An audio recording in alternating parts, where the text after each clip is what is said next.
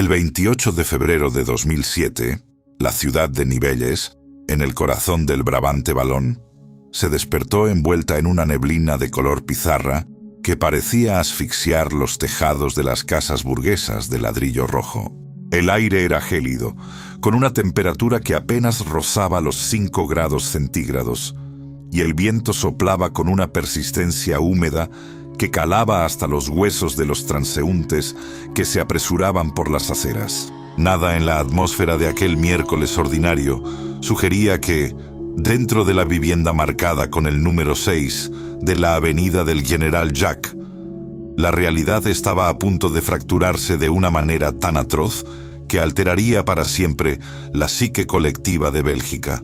Geneviève Lermite, una mujer que hasta ese momento había sido percibida por sus vecinos como una madre devota, casi invisible en su perfección cotidiana, se encontraba en la cocina, rodeada por el aroma del café matutino y el murmullo infantil de sus 5 hijos, mientras en su mente una máquina infernal, lubricada por años de resentimiento sordo y depresión clínica, terminaba de engranar sus piezas finales. Para desentrañar el horror que ocurrió en aquel piso superior, es necesario retroceder a 1988, el año en que Geneviève Lermite conoció a Bouchaïb Mokadem. Ella era una joven estudiante de historia y francés, tímida y con una autoestima que se desmoronaba ante el menor contratiempo. Él, un joven marroquí lleno de ambición que estudiaba matemáticas y física. Sin embargo, la relación no nació en el vacío, sino bajo la sombra protectora y a la larga asfixiante del doctor Michel Char.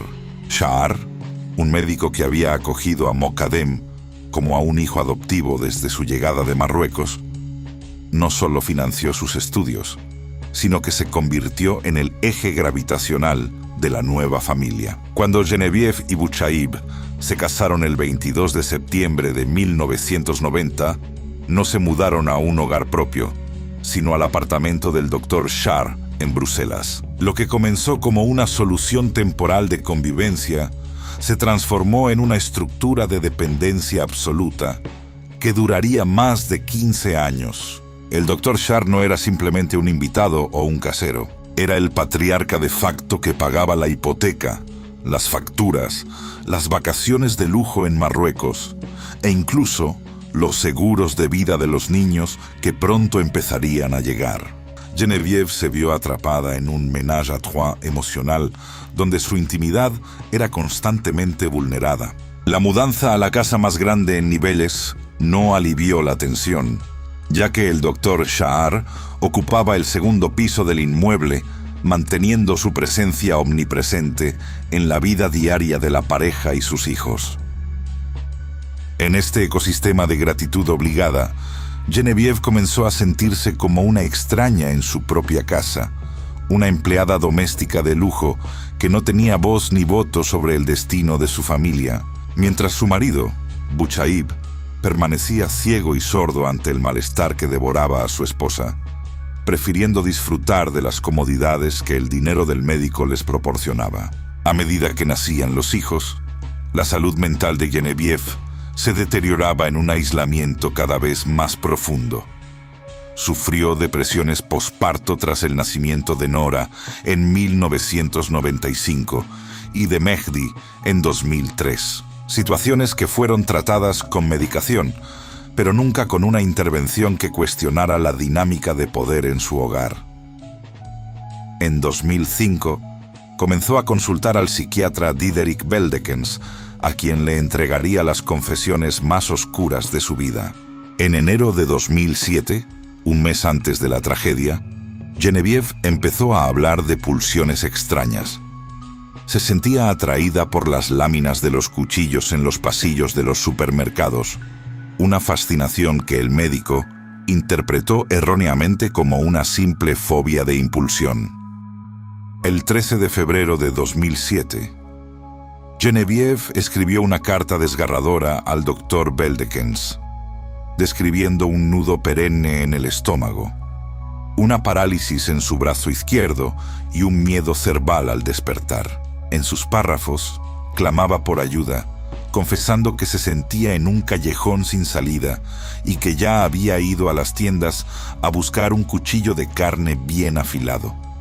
El 27 de febrero, apenas 24 horas antes del horror, dejó una segunda carta en la que su intención era ya cristalina. Tengo ideas negras, ideas suicidas que me van a arrastrar a mí y me voy a llevar a mis hijos conmigo. Es un combate de todos los días. No hay solución a mi problema. Me siento emparedada. Me siento prisionera. Aquel grito de auxilio quedó sin respuesta efectiva. El psiquiatra, con su agenda llena, no pudo verla aquel día, dejando a Genevieve sola con sus demonios en una casa que ella ya no sentía como un refugio, sino como una morgue anticipada. Llegó el mediodía del 28 de febrero. Bouchaib Mokadem se encontraba en Marruecos, disfrutando de un viaje financiado por Shar, mientras el propio doctor estaba fuera de la vivienda. Genevieve preparó el almuerzo para sus 5 hijos con una normalidad aterradora.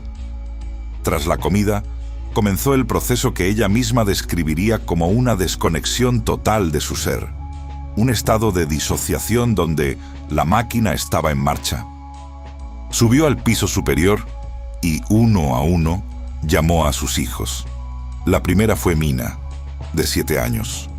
Con el pretexto de mostrarle algo, la llevó a una habitación donde intentó estrangularla con un cordón de cortina. Con el pretexto de mostrarle algo, la llevó a una habitación donde intentó estrangularla con un cordón de cortina. Al ver que el rostro de la niña se tornaba morado y que la muerte no llegaba con la rapidez necesaria, Genevieve tomó el cuchillo de cocina que había robado días antes y le cortó la garganta mientras le susurraba palabras de perdón al oído. El pequeño Mehdi, de solo 3 años, fue el siguiente. El niño intentó defenderse, dando patadas y gritando, pero la fuerza de su madre, poseída por una determinación fría y mecánica, acabó con su vida de la misma manera brutal. Después vinieron Miriam y Nora. Esta última, de 12 años, ofreció una resistencia desesperada. Las autopsias revelarían cortes defensivos en sus antebrazos y manos, el rastro físico de un terror indescriptible. Finalmente, llamó a Yasmín, la mayor. La joven de 14 años fue atacada en su cama, donde la sangre caliente empapó las sábanas blancas y los juguetes que la rodeaban. Genevieve tardó aproximadamente 10 minutos por cada niño. En menos de 1 hora, el futuro de toda una familia había sido degollado. Tras los asesinatos, colocó los cuerpos en sus camas, cubriéndolos con edredones de colores y cerrando sus ojos, en un intento macabro de restaurar una paz que ella misma había aniquilado. Después de masacrar a sus hijos, Genevieve intentó quitarse la vida. Se apuñaló en el pecho con el mismo cuchillo. Pero la hoja no alcanzó el corazón con la fuerza suficiente para otorgarle la muerte inmediata que buscaba. Al ver que seguía respirando, escribió con un rotulador rojo sobre la puerta de la entrada principal: «Llamen a la policía urgente». A las 14:40 marcó el número de emergencias. Su voz, descrita por la operadora como fluette, temblorosa y carente de la histeria que se esperaría de una madre en esa situación, pronunció las palabras que helarían la sangre de los investigadores. «He hecho algo muy grave. He matado a mis hijos. He querido suicidarme, pero no lo consigo. Quiero morir». Cuando los policías y paramédicos entraron en la vivienda, el aire estaba saturado por el olor metálico y dulce de la sangre fresca, mezclado con el aroma de los productos de limpieza domésticos. Encontraron a Genevieve en el suelo del pasillo, pálida y con la ropa manchada de carmesí. Los oficiales que subieron a las habitaciones se toparon con una escena de una serenidad espantosa. 5 niños que parecían estar durmiendo una siesta eterna, rodeados de sus peluches, pero con las gargantas abiertas de par en par.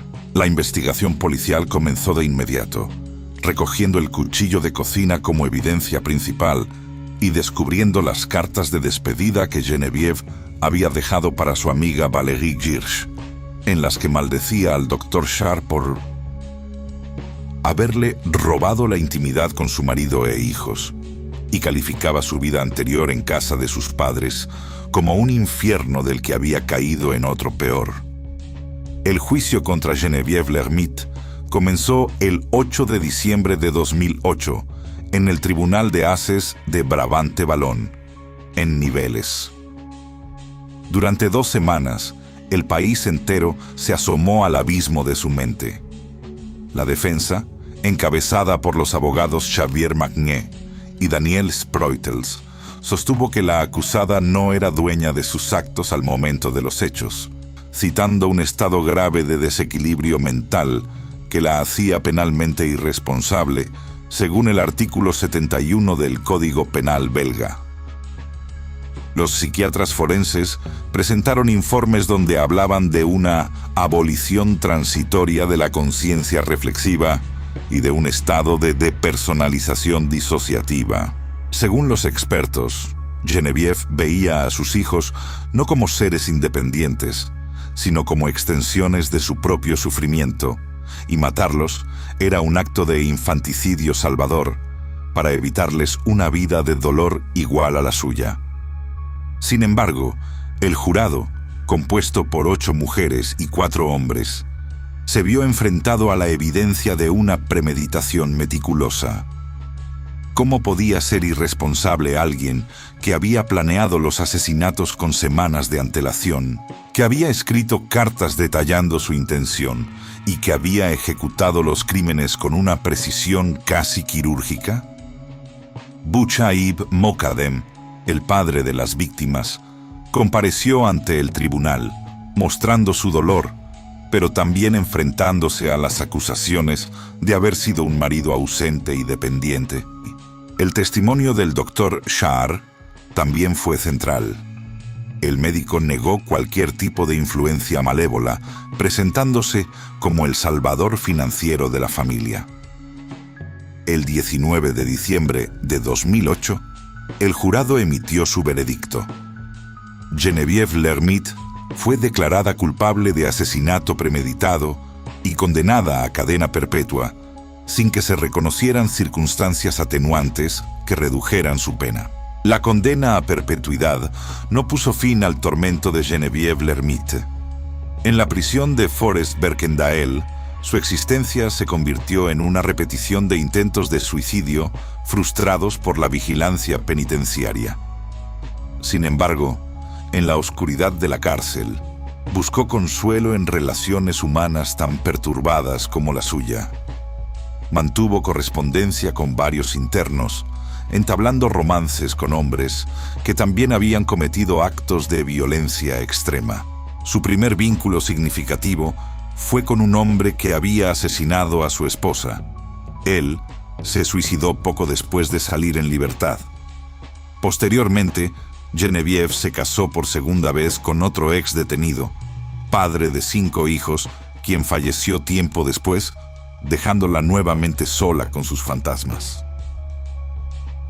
A pesar de su encarcelamiento, Geneviève nunca dejó de ser el centro de la controversia. En 2010, interpuso una demanda civil exigiendo 3 millones de euros a su antiguo psiquiatra, el Dr. Veldekens, alegando que su inacción había permitido que ocurriera la tragedia. El tribunal desestimó la demanda en 2011, dictaminando que la responsabilidad legal recaía enteramente sobre ella. Mientras tanto, los restos de sus 5 hijos fueron repatriados a Marruecos, donde descansan en el cementerio de los mártires en Agadir, un lugar de paz que contrasta con el estruendo mediático que su madre seguía generando en Europa. Bouchaïb Mokadem, por su parte, intentó reconstruir su vida, casándose de nuevo en 2010 y siendo padre de una niña en 2011, aunque siempre perseguido por las deudas judiciales que el Estado belga le obligó a pagar tras el divorcio de Geneviève, una suma que superaba los 72.743 euros. En abril de 2019, tras 12 años de reclusión, Geneviève Lermite obtuvo la libertad condicional debido a su precario estado de salud mental, con la condición de ingresar en un centro psiquiátrico cerrado en Manège. No obstante, la libertad no fue una liberación, sino un cambio de escenario para su agonía. Su sufrimiento psicológico fue calificado por los expertos como insoportable e irreversible, una condición que en Bélgica abre la puerta al derecho a la eutanasia. En un gesto cargado de un simbolismo inquietante, Geneviève solicitó morir el mismo día en que había matado a sus hijos, 16 años después, el 28 de febrero de 2023. A la edad de 56 años, Geneviève Lermite recibió la inyección letal en el Hospital Leonardo da Vinci de Charleroi. Murió sabiendo que su historia seguiría siendo un cabo suelto en la comprensión de la maldad humana. ¿Fue Geneviève una víctima de un sistema patriarcal y médico que ignoró sus gritos de auxilio? ¿O fue una narcisista que decidió aniquilar lo que más amaba para castigar a quienes la rodeaban? La sombra de Michel Char y la aparente ceguera de Bouchaib Mokadem siguen alimentando teorías sobre la presión invisible que pudo haberla empujado al borde del abismo. Pero la brutalidad de los hechos en la avenida del General Jacques permanece como una verdad absoluta y sangrienta. La reflexión final sobre este caso nos obliga a mirar hacia la oscuridad de la naturaleza humana, donde el amor y la destrucción pueden entrelazarse de formas que la justicia y la ciencia apenas alcanzan a explicar. Geneviève Lermite se llevó a la tumba el secreto de ese último instante de conciencia antes de levantar el cuchillo contra Yasmín, Nora, Miriam, Mina y Mehdi. Su muerte por eutanasia, en el aniversario exacto de su crimen, cierra una de las crónicas más negras de la historia europea contemporánea, recordándonos que, a veces, la prisión más terrible no es la que tiene barrotes de hierro, sino la que se construye dentro de la propia mente, alimentada por el silencio, la dependencia y la desesperación absoluta de quien ya no encuentra otra salida que el olvido definitivo. El silencio se ha sellado definitivamente sobre esta historia de sombras. Si este relato literario y perturbador ha calado en tu alma, te invitamos a suscribirte ahora mismo. Estamos a muy pocos pasos de alcanzar los 1000 suscriptores, 1000 voluntades que no temen mirar fijamente al abismo de la condición humana. Activa la campana para acompañarnos en nuestro próximo descenso a la verdad.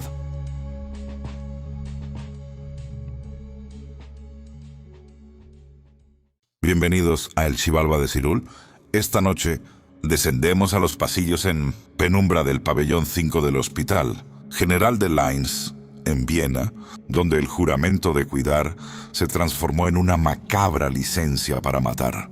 Entre 1983 y 1989, 4 mujeres que portaban el uniforme de la piedad: Waltraud Wagner, Irene Leidolf, Stefanija Meyer y María Gruber, se convirtieron en las dueñas absolutas del último aliento de sus pacientes. Lo que comenzó como una supuesta muerte por compasión, pronto degeneró en un club del asesinato donde la conveniencia y el sadismo dictaban quién recibía un boleto al más allá. Utilizando métodos aterradores, como la cura de agua, un ahogamiento forzado diseñado para burlar las autopsias. Estas auxiliares cegaron la vida de posiblemente más de 200 personas ante la mirada ciega de una institución que ignoró las señales de alerta. ¿Cómo es posible que 4 mujeres lograran operar un exterminio sistemático durante 6 años sin ser detectadas? ¿Qué secretos guardaban las paredes de Linz? ¿Y por qué el destino de estas asesinas terminó con una liberación que indignó a toda una nación? Pónganse cómodos y preparen sus sentidos, porque hoy en el Xibalba desenterramos la crónica negra de los Ángeles de la Muerte de Lines.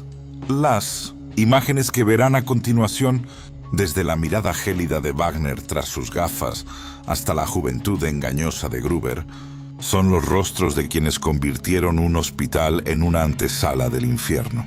En el corazón del 13º distrito de Viena, Austria, se erigía durante la década de 1980 el Centro Geriátrico AM Wienerwald, conocido popularmente como el Hospital de Linz. Este complejo, una vasta extensión de pabellones de ladrillo y pasillos interminables, representaba uno de los pilares del sistema de bienestar social austriaco. Sin embargo, detrás de sus fachadas institucionales, se gestaba una de las conspiraciones criminales más perturbadoras de la historia médica europea. El escenario principal de estos actos fue el Pabellón 5, un área dedicada al cuidado de ancianos, enfermos crónicos y pacientes terminales. El contexto social de la época es fundamental para comprender cómo estos crímenes pasaron desapercibidos. Durante 6 años, desde 1983 hasta 1989, Austria, una nación que aún lidiaba con las sombras de su pasado y los ecos de la eutanasia forzada del periodo nacionalsocialista, se enfrentaba a un sistema de salud desbordado. El Pabellón 5 era descrito por quienes trabajaban allí como un entorno brutal, una sala de espera para la muerte donde la falta de personal, el agotamiento extremo de los cuidadores y una jerarquía médica ausente permitieron que 4 auxiliares de enfermería se convirtieran en las dueñas absolutas del destino de sus pacientes. El grupo criminal no estaba compuesto por profesionales altamente cualificados, sino por auxiliares de sala, conocidas en alemán como Stationsgehilfen, que apenas habían completado formación técnica básica o que, en algunos casos, la habían abandonado prematuramente. Esta carencia de profesionalismo, sumada a una alarmante falta de supervisión ética, facilitó la deshumanización de los pacientes. Waltraud Wagner, quien contaba con 23 años al momento de cometer su primer asesinato en 1983, fue el motor ideológico del grupo. Wagner no solo inició la serie de muertes, sino que descubrió en el proceso una satisfacción narcisista profunda al tener el control absoluto sobre la vida de los demás. Su cinismo era tal que dividía a los pacientes en categorías basadas en cuánto trabajo le daban o qué tan molestos le resultaban.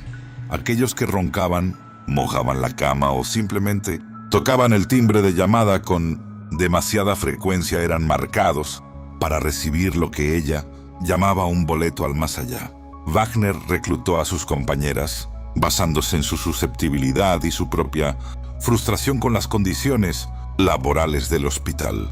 Irene Leidolf, de 21 años en aquel entonces, se convirtió rápidamente en su seguidora más fiel, participando en la ejecución de los pacientes con una frialdad que rivalizaba con la de su mentora.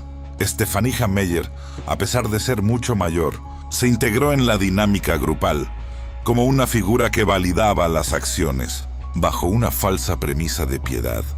Por último, Maria Gruber representaba el eslabón más vulnerable del grupo. Su participación, aunque menos activa en la ideación de los crímenes, fue esencial para llevar a cabo la técnica de la cura de agua que requería varias manos. La progresión de los crímenes en el Pabellón 5 muestra una transición de métodos farmacológicos a técnicas físicas, diseñadas para ser indetectables por la medicina forense de la época. En 1983, Waltraud Wagner cometió su primer asesinato utilizando una sobredosis de morfina contra una paciente de 77 años que le había pedido ayuda para morir. Aunque Wagner intentó enmarcar este acto como eutanasia, rápidamente quedó claro que el alivio del paciente era solo una excusa para satisfacer su deseo de omnipotencia. Tras este éxito inicial, el grupo comenzó a experimentar con otras sustancias. Utilizaban dosis letales de insulina y tranquilizantes, administrados de forma intravenosa. Estas sustancias eran fáciles de obtener en el entorno hospitalario y en pacientes que ya estaban gravemente enfermos. La causa de la muerte solía atribuirse a complicaciones naturales de su condición subyacente.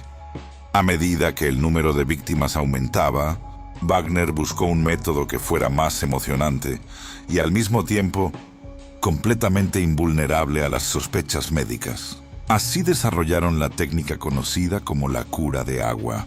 Este procedimiento era una forma de ahogamiento forzado que se realizaba directamente en la cama del paciente.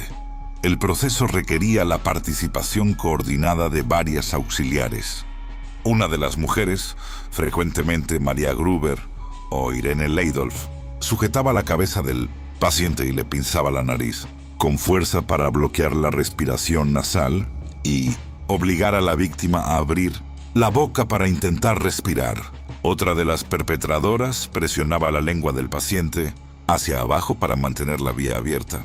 Waltraud Wagner o Stefania Meyer vertían agua de forma continua en la garganta del anciano hasta que sus pulmones se llenaban de líquido y se producía el ahogamiento. La genialidad macabra de este método radicaba en que los pacientes ancianos a menudo presentan fluidos en los pulmones debido a insuficiencias cardíacas o neumonías, por lo que los médicos forenses que realizaban autopsias rutinarias no encontraban nada inusual en la presencia de agua en el sistema respiratorio. Esta técnica les permitió asesinar a decenas, posiblemente cientos de personas, sin dejar rastro de violencia física externa, a diferencia de otros asesinos seriales que eligen a sus víctimas por razones sexuales o económicas. Las auxiliares de Linz seleccionaban a sus objetivos basándose en la conveniencia y el sadismo. Los criterios de selección incluían pacientes que requerían cuidados constantes, como aquellos con incontinencia urinaria o fecal, personas ruidosas que molestaban el descanso de las auxiliares durante el turno de noche, especialmente los que roncaban o gritaban por dolor, aquellos pacientes que mostraban un comportamiento difícil o que se negaban a tomar su medicación. Cualquier paciente que Wagner considerara una carga innecesaria para el pabellón.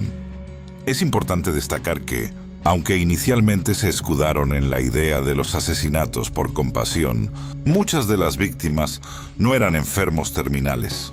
El caso de una paciente diabética de 74 años, que no estaba en fase terminal, pero que fue asesinada poco antes de recibir el alta médica, ilustra perfectamente cómo el grupo utilizaba la muerte como una herramienta de gestión del trabajo y no como un alivio para el paciente.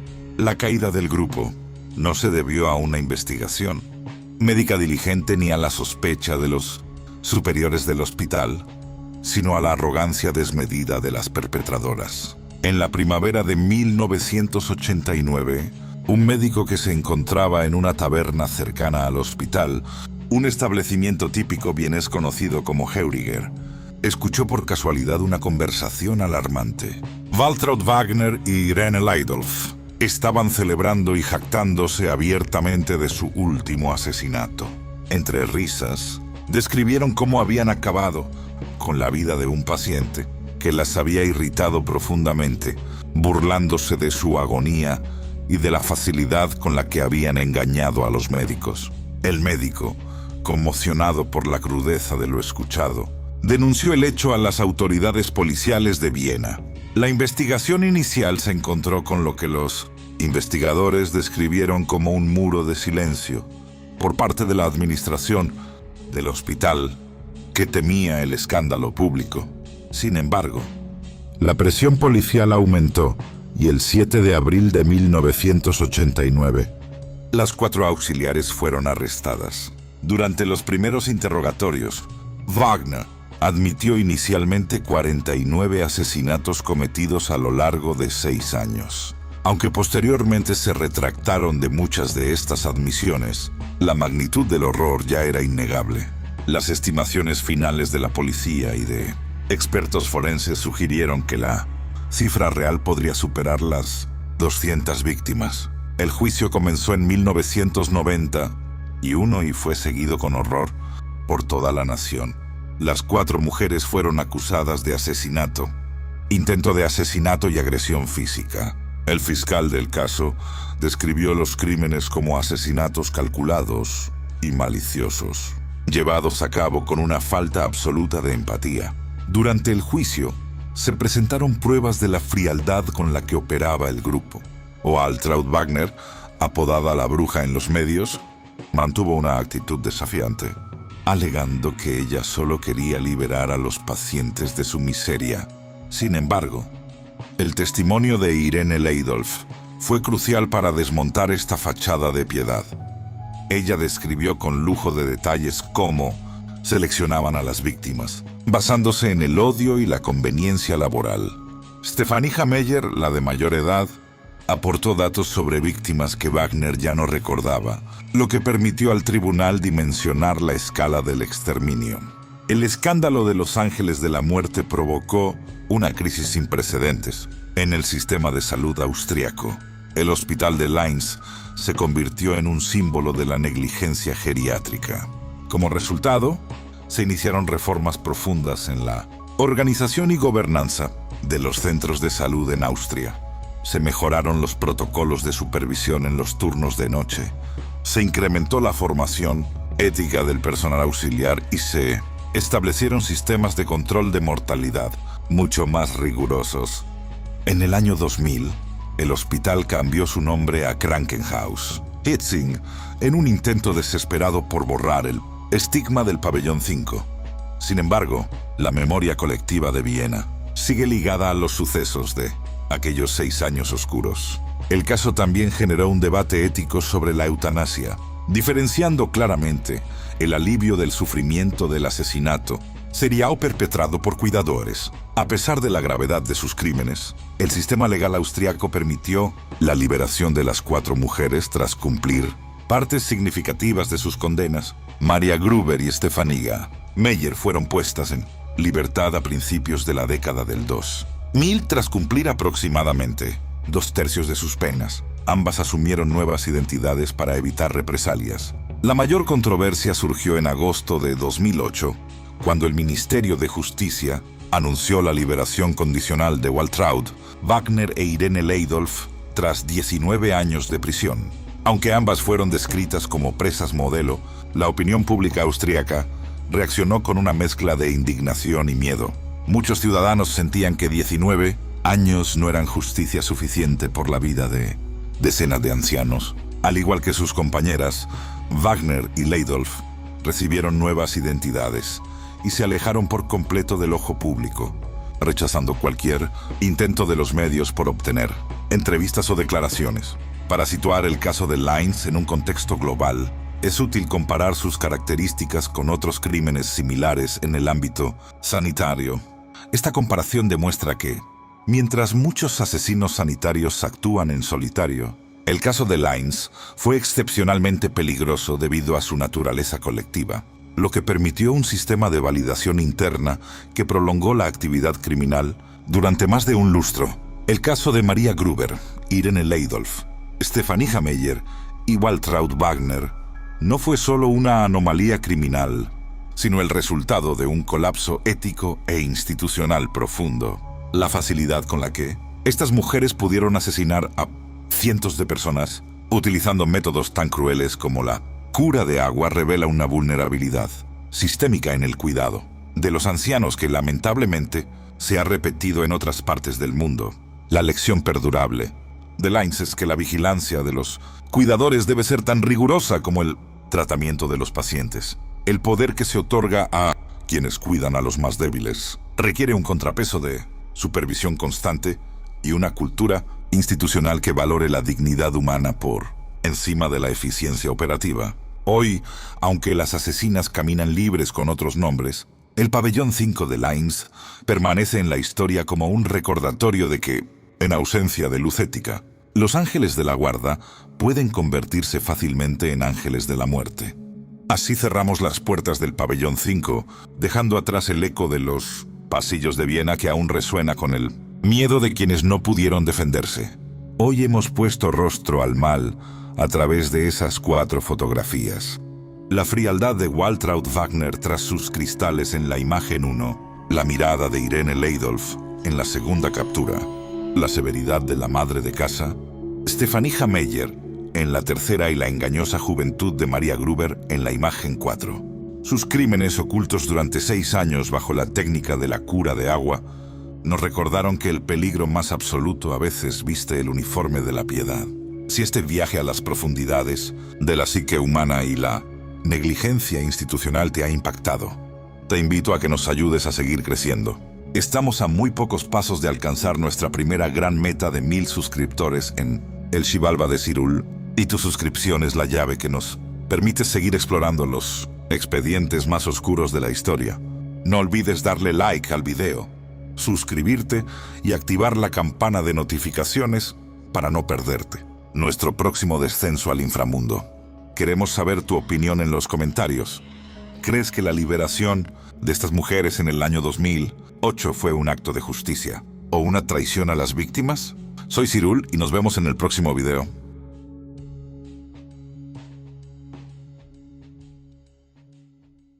En el norte de España existe una tierra donde la lluvia parece no terminar nunca, donde la niebla baja lentamente por las montañas y se queda suspendida entre las casas como si ocultara secretos antiguos. Un lugar donde el silencio no es ausencia de sonido, sino una presencia constante. Ahí, en el País Vasco, nació Estíbaliz Carranza Zabala. Nadie lo supo entonces. Nadie pudo imaginarlo, porque el mal más peligroso no llega gritando, llega callado. Aprende a observar, aprende a esperar. Esta no es la historia de una mujer dominada por la ira ni por el arrebato. No es un crimen pasional ni una explosión de locura momentánea. Esta es la historia de una mente fría, paciente, metódica. Una historia donde el amor fue solo un pretexto, donde las relaciones humanas se redujeron a transacciones y donde los cuerpos dejaron de ser personas para convertirse en materia prima. Estíbaliz no levantó sospechas. No era violenta, no era impulsiva. Caminó entre los demás como una sombra discreta, aprendiendo cómo funciona el mundo, cómo se manipula la confianza, cómo se utiliza la cercanía como arma. Mientras otros buscaban afecto, ella buscaba control. Mientras otros amaban, ella calculaba. Años después, lejos de su país de origen, en Austria, encontró la forma perfecta de unir dos cosas que definían su mente: el silencio y la permanencia. El cemento, un material frío, pesado, definitivo. Allí, entre esculturas inmóviles y talleres cerrados, Estíbaliz haría algo que congelaría a Europa entera.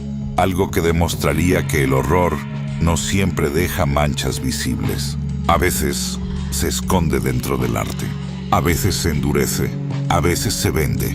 Hoy en Xibalba vamos a descender lentamente a esa historia. Vamos a recorrer su infancia, su adolescencia, su adultez. Vamos a entender cómo una mujer aparentemente normal cruzó una línea invisible y decidió que la vida humana podía enterrarse, sellarse y olvidarse dentro del cemento. Ajusta el volumen, apaga la luz, porque esta historia no se escucha, se siente.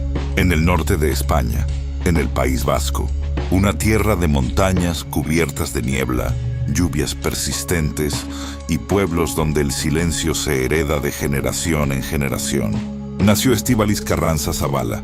No fue un nacimiento rodeado de tragedia ni de violencia explícita. No hubo gritos ni sangre ni titulares que anticiparan el horror. Fue un inicio común, anodino, casi invisible. Y ahí reside la primera advertencia. El mal más peligroso no siempre nace del caos, sino de la normalidad, de lo que no llama la atención, de lo que parece no existir. Desde sus primeros años, Estíbaliz fue descrita como una niña callada, reservada, con una mirada fija que incomodaba a los adultos. No lloraba con facilidad, no mostraba miedo, no parecía necesitar consuelo. Simplemente estaba ahí, observando como si el mundo fuera un escenario y ella una espectadora silenciosa aprendiendo cómo funciona todo desde las sombras. No hay registros de abuso físico ni de violencia directa en su infancia, pero sí algo igual de corrosivo: una profunda carencia emocional, la ausencia de vínculos reales, la incapacidad de sentir empatía. Desde muy pequeña aprendió a desconectarse, a no reaccionar, a guardar dentro de sí un vacío que con los años no se llenó, sino que se endureció. Mientras otros niños construían amistades, Estíbaliz permanecía al margen. No parecía triste, tampoco feliz, simplemente indiferente. Esa indiferencia fue creciendo con ella. En la adolescencia, cuando las emociones suelen desbordarse, ella se volvió aún más contenida. Aprendió a imitar comportamientos, a sonreír cuando era necesario, a decir las palabras correctas para no destacar. Se volvió funcional, camaleónica. Supo desde temprano que mostrar demasiado podía ser peligroso, así que perfeccionó el arte de la máscara. No era agresiva, no era conflictiva, no era problemática, y precisamente por eso nadie miró dos veces. Pero bajo esa superficie plana se estaba formando algo mucho más inquietante. Una personalidad calculadora, fría, con una visión utilitaria de las personas.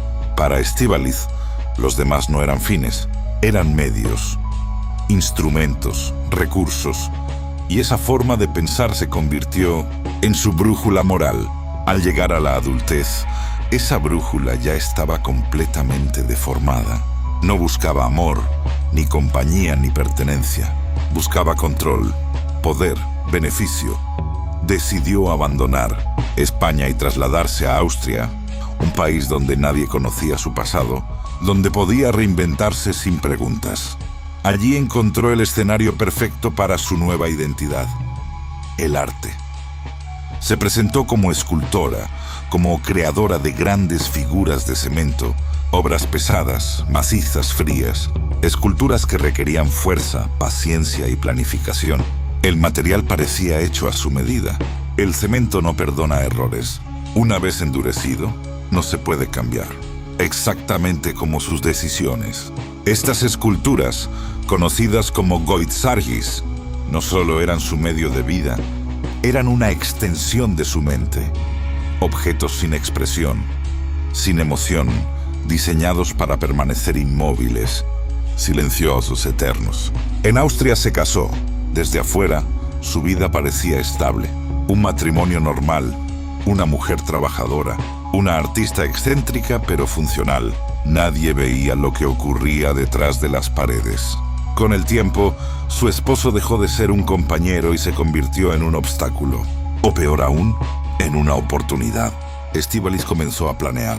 No de manera impulsiva, sino metódica. Calculó tiempos, recursos, consecuencias. En 2008, su esposo empezó a enfermar. Al principio fueron síntomas leves: cansancio, mareos, dolores inexplicables. Luego vinieron los episodios más graves: confusión mental, debilidad extrema, pérdida de autonomía. Estíbaliz lo estaba envenenando lentamente. Utilizaba medicamentos y sustancias tóxicas de forma progresiva, controlando las dosis para prolongar el sufrimiento sin levantar sospechas inmediatas. Observaba su deterioro con una calma absoluta. No había pánico, no había culpa, solo evaluación constante. Cuando el cuerpo ya no resistió más, cuando la víctima estaba completamente a su merced, ella decidió terminar con su vida. Y entonces cruzó una línea de la que ya no habría regreso. El asesinato no fue el final, fue apenas el inicio. Tras la muerte, Estíbaliz desmembró el cadáver con precisión. No hubo improvisación. Cada corte fue pensado. Cada fragmento tuvo un destino. Mezcló los restos con cemento fresco y los ocultó dentro de una de sus esculturas. Selló el cuerpo dentro de una estructura sólida, fría, permanente. Durante meses convivió con él convertido en objeto. Dormía cerca, trabajaba a su alrededor, comía, dormía, vivía. Mientras tanto, continuó utilizando el dinero de su esposo, accediendo a sus cuentas bancarias, sosteniendo una vida normal hacia el exterior. Nadie sospechaba, nadie preguntaba. El crimen quedó enterrado literalmente, en concreto. Y eso le enseñó algo que marcaría el resto de su historia. Podía hacerlo. y podría salirse con la suya. Con esa certeza, Estíbaliz avanzó. Inició una nueva relación sentimental. Volvió a presentarse como alguien necesitada de afecto, como una mujer vulnerable, como una artista incomprendida. Su nueva pareja cayó en la trampa. No sabía que estaba frente a una depredadora emocional. El patrón se repitió con una exactitud escalofriante. Seducción, dependencia, control, luego el veneno. Otra vez, dosis calculadas, síntomas progresivos, deterioro lento. Estíbaliz observaba cómo la vida se apagaba poco a poco, sin apuro, sin urgencia. En 2010, cuando decidió que era suficiente, terminó con la vida de su pareja. El procedimiento posterior fue idéntico al primero: desmembramiento, fragmentación, cemento, escultura. 2. Hombres asesinados, 2 cuerpos ocultos, 2 esculturas convertidas en tumbas silenciosas. Para ella no eran crímenes pasionales, eran operaciones exitosas, negocios cerrados, beneficios obtenidos. Pero ninguna estructura, por sólida que sea, es eterna. Las mentiras comenzaron a acumularse, historias que no coincidían, personas que desaparecían sin explicación, movimientos financieros extraños. Finalmente, las autoridades comenzaron a investigar. El taller de Estíbaliz fue registrado. Las esculturas, pesadas y aparentemente inofensivas, fueron examinadas. Cuando las rompieron, el cemento reveló lo que había escondido durante años: restos humanos, huesos, fragmentos de una verdad que ya no podía ocultarse. Estíbaliz fue arrestada en 2011. No hubo resistencia, no hubo lágrimas, no hubo disculpas. Confesó con frialdad, como quien enumera hechos sin carga emocional. En 2012, un tribunal austríaco la condenó a cadena perpetua. El juez destacó su extrema frialdad, su ausencia total de remordimiento y la planificación meticulosa de los crímenes. Hoy Estíbaliz Carranza Zabala sigue viva. Cumple su condena en prisión. Nunca mostró arrepentimiento. Nunca pidió perdón. La mujer que convirtió cuerpos en esculturas ahora vive encerrada entre muros, que no puede moldear, privada del control que tanto buscó, condenada a una existencia sin espectadores, sin arte, sin poder. El mal no siempre deja rastros evidentes, no siempre grita, no siempre huye, no siempre ensucia sus manos de forma visible. A veces se sienta frente a ti, te sonríe, te escucha, te promete compañía, y mientras tanto te mide, te calcula, te reduce a un recurso más. Estíbaliz Carranza Zabala no necesitó fuerza ni explosiones de violencia descontrolada. Le bastó el tiempo, la paciencia y la certeza de que nadie estaba mirando. Convirtió el afecto en herramienta, el arte en tumba y el silencio en su mejor cómplice. Hoy, encerrada tras muros que no puede moldear, vive atrapada en la misma frialdad que sembró.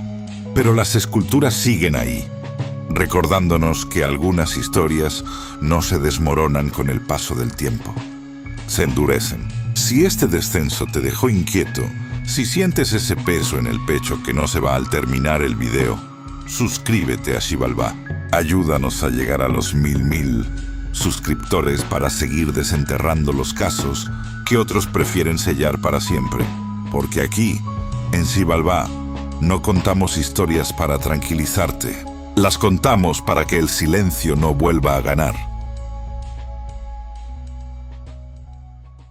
La maldad no siempre grita. A veces susurra. A veces se sienta frente a ti, te observa y decide cuánto tiempo te queda. En los archivos olvidados, entre informes incompletos y nombres que casi nadie recuerda, existe uno que se repite como una mancha que no se puede borrar. Paul Stephen Hay, un hombre sin rostro famoso, sin documentales de Netflix, sin justicia completa. Hoy, en Xibalbá, vamos a descender a su historia, a los crímenes que no buscaban fama, solo control, solo silencio, solo la lenta certeza de que alguien más iba a desaparecer. Apaga la luz, sube el volumen, porque después de este caso, no vas a mirar igual a quien se sienta a tu lado. Paul Stephen Haig no encajaba en el estereotipo clásico del monstruo visible. No era caótico, no era impulsivo, era metódico. Quienes lo trataron lo describían como alguien reservado, correcto en apariencia, incapaz de generar vínculos emocionales reales. Desde joven mostró señales claras de despersonalización. Veía a las personas no como individuos, sino como objetos funcionales, cosas que podían servir o desecharse. No mataba por rabia, no mataba por placer inmediato, mataba por dominio absoluto. Para Haig, quitar una vida no era un estallido, era un proceso. El primer asesinato nunca es perfecto, y Paul Stephen Haig lo sabía. Su primera víctima fue alguien cercano, alguien que confiaba lo suficiente como para no sospechar. No hubo forcejeo, no hubo gritos, solo una situación cotidiana que se torció lentamente, hasta que la persona entendió que algo estaba mal. Haig observó, esperó, aprendió. Este crimen no fue solo un acto, fue un experimento. Aquí comprendió algo fundamental, que el miedo real no está en el ataque, sino en el momento exacto en que la víctima entiende que no va a salir viva. En 1978, en las 2 primeras semanas después de haber sido puesto en libertad condicional por una serie de asaltos a mano armada, en robos a mano armada separados, Haig disparó y mató a Evelyn Adams, de 58 años, trabajadora de la agencia Tatzloto, y a Bruno Cingolani, de 45 años, operador de una pizzería y padre de 2 hijos. El tercer asesinato marcó una evolución clara. Esta vez, Paul Stephen Haig planificó cada detalle. El lugar, el momento, la ausencia de testigos. La víctima fue reducida psicológicamente antes de ser eliminada. Haig hablaba, manipulaba, desarmaba emocionalmente. No necesitaba fuerza, necesitaba quebrarlos. Cuando terminó, no mostró pánico, no huyó desesperado. Se tomó su tiempo. Ese fue el instante en que dejó de ser alguien que mató y se convirtió en un asesino en serie. En 1969, Haig comenzó a matar a personas que creía que sabían demasiado sobre sus crímenes. Haig mató a tiros a su socio Wayne Keith Smith, de 27 años, y a la exnovia de este, Cheryl Gardner, de 31. Haig también mató a tiros al hijo de Gardner, Danny Mitchell, de 10 años, quien estaba sentado junto a su madre en el coche para evitar que identificara al asesino de su madre. El ataque más brutal de Haig fue contra su novia, Lisa Brearley, de 19 años, a quien apuñaló 157 veces tras permitir que otro hombre la violara a punta de cuchillo. Para el tercer crimen, algo ya se había perdido por completo. Paul Stephen Haig ya no veía rostros, veía procesos. La víctima dejó de ser una persona desde el primer minuto. Fue tratada como una tarea que debía completarse sin errores. Aquí aparece un patrón escalofriante. Haig no solo mataba, borraba rutinas, borraba rastros, borraba la sensación de que esa persona alguna vez había importado. Este crimen es el que más perturba a los investigadores porque demuestra algo claro. Para él, la muerte ya era normalidad. El último crimen atribuido a Paul Stephen Haig es el más oscuro, no por lo que ocurrió, sino por lo que no se sabe. La víctima desapareció, sin cuerpo, sin escena clara, sin cierre. Todo apunta a que Haig perfeccionó su método hasta el punto de no dejar historia. Y eso es lo más aterrador de todo, porque significa que pudo haber más, muchos más, que nunca serán encontrados, ni nombrados, ni llorados. La última víctima de Haig fue el delincuente sexual Donald George Hatherley, a quien Haig asesinó en una celda de la prisión de Pentridge en 1991.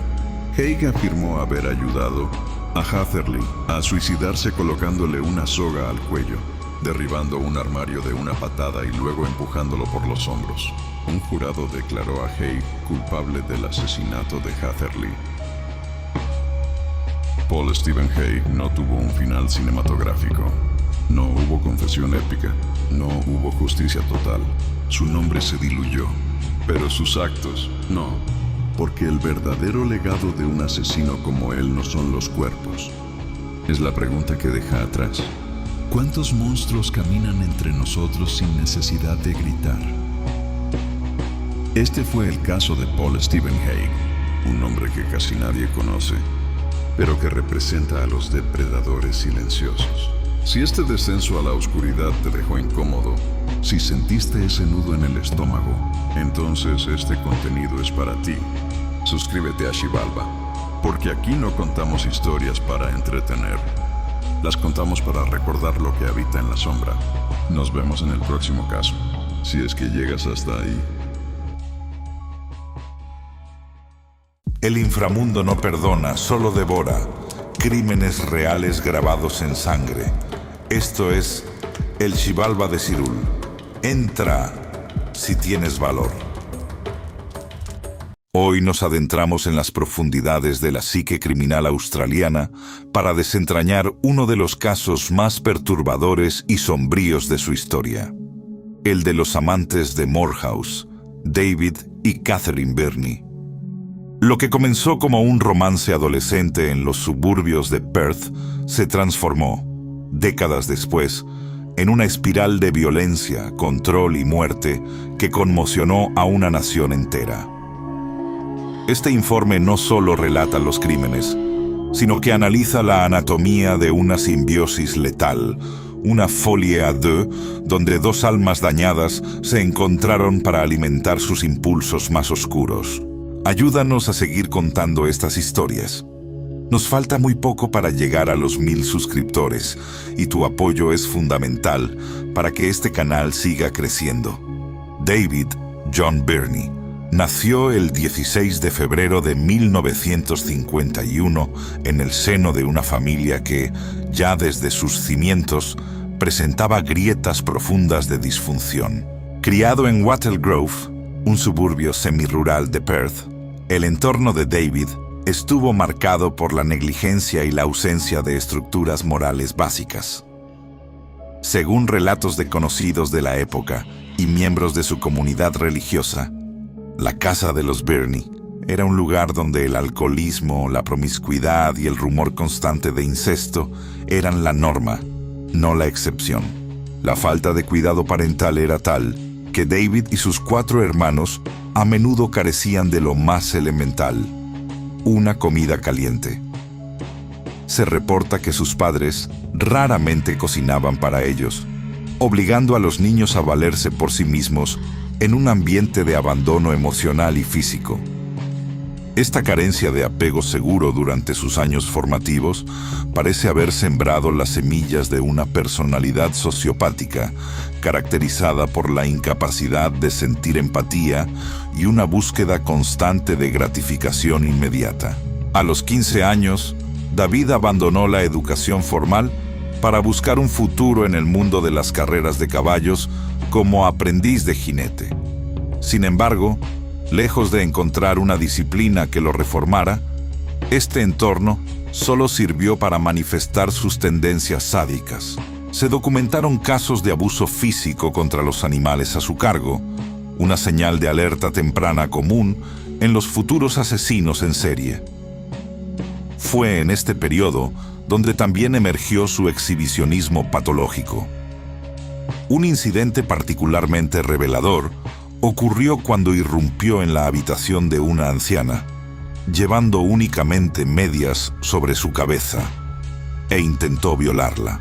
A medida que David alcanzaba la madurez, su vida se convirtió en un ciclo de entradas y salidas de instituciones penitenciarias por una variedad de delitos, desde robos hasta agresiones.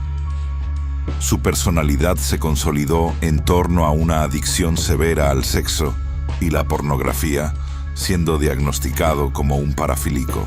Su hermano, el señor de Groot, quien también sufrió abusos sádicos durante su infancia, relató años más tarde la intensidad de la fijación de David por el control sexual, afirmando que su necesidad de gratificación era diaria y absoluta.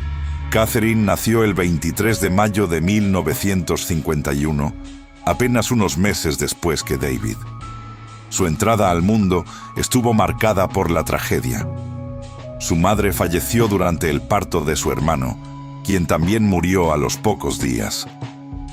Este vacío materno inicial fue el prólogo de una vida de inestabilidad.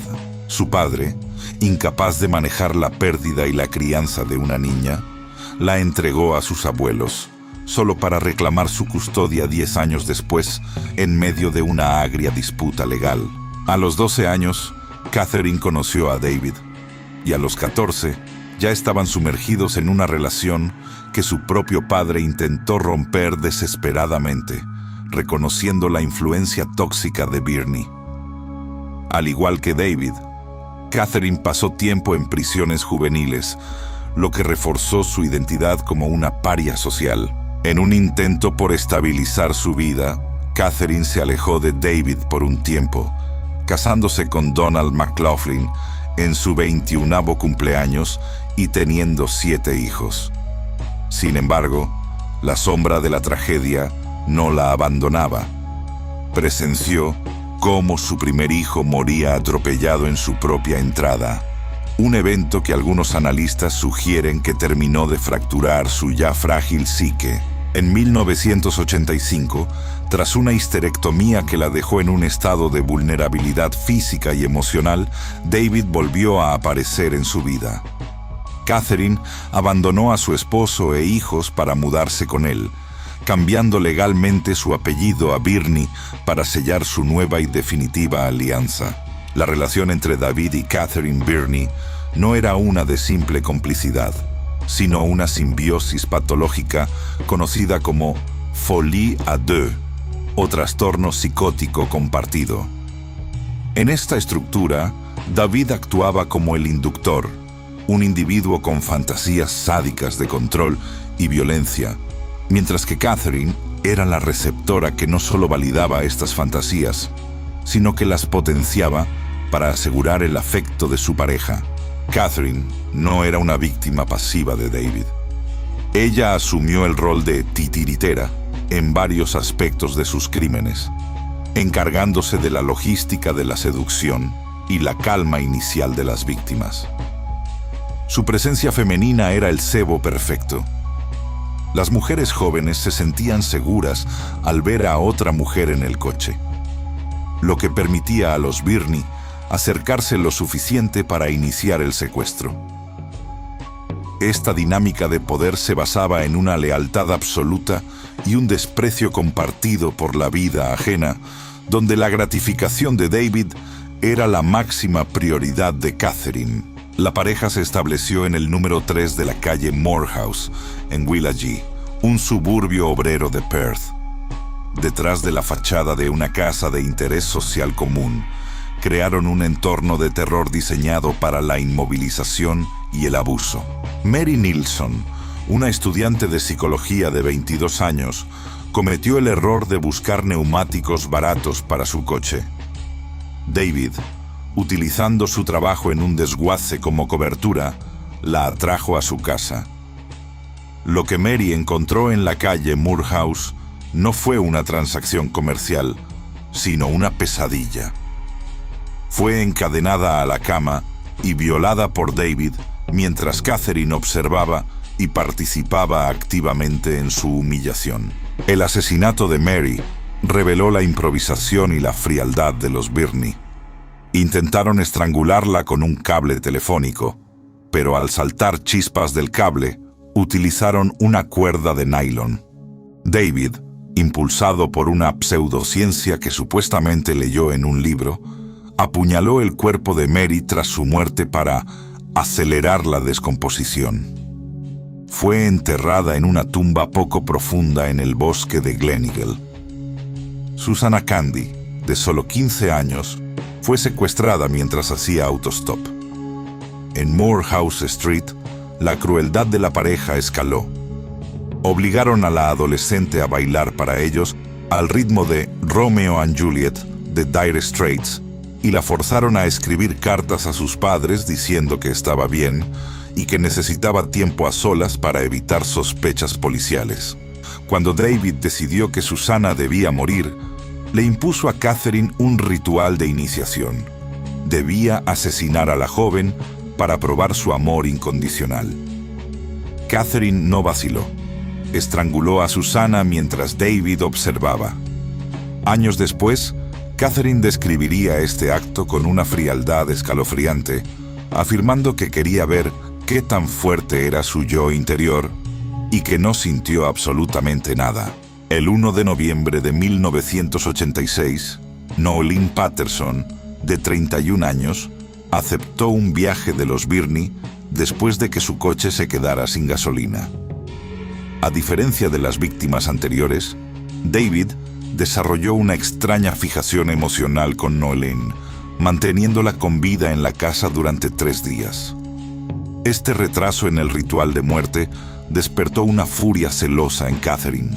En una demostración de control psicológico, Catherine le dio a David un ultimátum: o mataba a Noeline inmediatamente, o ella se quitaría la vida. David, cuya dependencia de Catherine era absoluta, cedió.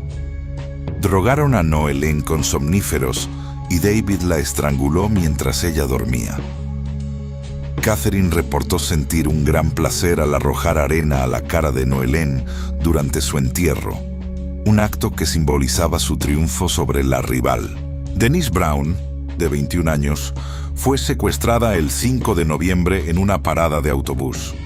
Su calvario incluyó ser llevada a una plantación de pinos en Wanneroo, donde David la violó repetidamente mientras Catherine sostenía una linterna para iluminar la escena. David intentó degollarla, pero Denise, en un acto de resistencia desesperada, sobrevivió al ataque inicial y se sentó en su propia tumba mientras intentaban cubrirla. Ante esto, David utilizó un hacha para golpearla en la cabeza hasta matarla. El 9 de noviembre de 1986, los Birney seleccionaron a su quinta víctima, Kate Moyer, de 17 años. Usaron la frase en código "¿Tienes los munchies?" para confirmar su objetivo. Kate fue llevada a Moorhouse Street, donde le advirtieron que solo la violarían si se portaba bien. Kate demostró una agudeza mental extraordinaria bajo una presión extrema. Memorizó detalles de la casa, los olores y un nombre que vio en un frasco de pastillas: David Birney. Al día siguiente, 10 de noviembre de 1986, aprovechando que Catherine se distrajo atendiendo un negocio de drogas en la puerta y que David no la había encadenado correctamente, Kate logró saltar por una ventana. A pesar de golpearse la cabeza y ser atacada por el perro de la casa, corrió hasta una tienda de aspiradoras donde finalmente fue auxiliada. La captura de los Birney fue rápida tras el escape de Kate, pero no estuvo exenta de desafíos. Inicialmente, la policía de Perth se mostró escéptica ante el relato de la joven. Fue la intervención de una oficial femenina, Laura Hancock, quien creyó en la precisión de los detalles de Kate, lo que forzó a sus superiores a actuar. Al entrar en el número 3 de la calle Moorhouse, la policía encontró un escenario que corroboraba cada palabra de Moyer. En los interrogatorios, un equipo de élite de detectives logró quebrar psicológicamente a la pareja. David, al darse cuenta de que el juego había terminado, confesó no solo el secuestro de Kate, sino los asesinatos de las otras 4 mujeres, guiando a la policía a los lugares de entierro en un acto que él mismo calificó como lo menos que podía hacer. El proceso judicial fue rápido debido a las confesiones. David se declaró culpable de 4 cargos de asesinato y 1 de secuestro y violación. Fue sentenciado a 4 términos de cadena perpetua sin posibilidad de liberación, según la opinión del juez, quien lo describió como un peligro irreparable para la sociedad. Catherine, tras ser evaluada psiquiátricamente y declarada apta para ser juzgada, recibió una sentencia idéntica. Bajo las leyes de la época, ambos debían servir al menos 20 años antes de ser elegibles para solicitar la libertad condicional, una posibilidad que ha sido negada sistemáticamente por sucesivos fiscales generales debido a la depravación de sus actos. Durante los primeros años de su encarcelamiento, la correspondencia entre ambos fue masiva, intercambiando más de 2.600 cartas que documentaban una dependencia mutua ininterrumpida. David Birney, en particular, parecía incapaz de funcionar sin la validación de Catherine, reportando un colapso físico y mental ante su ausencia. Sin embargo, en la década de 1990, Catherine inició un cambio de estrategia. Influenciada por evaluaciones terapéuticas y su propio deseo de libertad, decidió cortar todo vínculo con David, presentándose como una cómplice involuntaria controlada por él. Este rechazo fue devastador para David y marcó el inicio de su declive final. El 7 de octubre de 2005, a las 4:30 de la mañana, David John Birney fue encontrado muerto en su celda de la prisión de Casuarina. Había terminado con su vida mediante ahorcamiento a la edad de 54 años. Su muerte no trajo consuelo a las familias de las víctimas, sino más bien el cierre abrupto de una vida que muchos consideraban que merecía ser vivida en el castigo de la reclusión perpetua. Catherine Birney, por orden de las autoridades, no fue autorizada a asistir a su funeral. Hoy en día, Catherine Birney permanece en la prisión de mujeres de Bandup, siendo una de las 3 únicas mujeres en la historia de Australia con una recomendación de nunca ser liberada.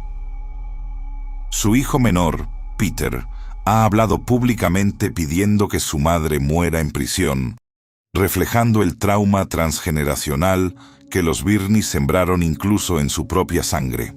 Kate Moir, por su parte, se ha convertido en una voz poderosa para las víctimas, liderando campañas para endurecer las leyes de libertad condicional y asegurar que los depredadores no tengan la oportunidad de herir a nadie más.